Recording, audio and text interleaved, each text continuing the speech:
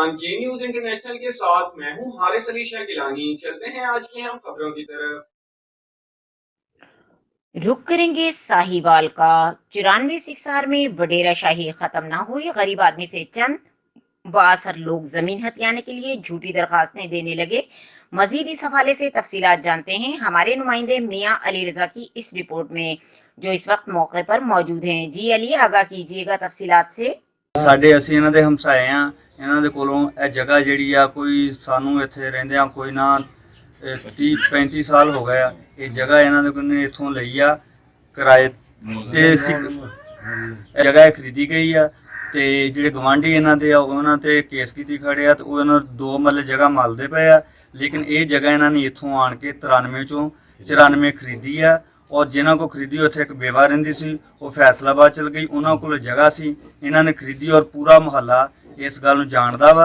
ते असीं वज़ीर आला, वज़ीर आज़म और सुप्रीम कोर्ट ते सारियां नाल इन्हां दे अगे रिक्वेस्ट करदे हैं, अपील करदे हैं कि इन्हां नूं इन्हां दा हक मिले।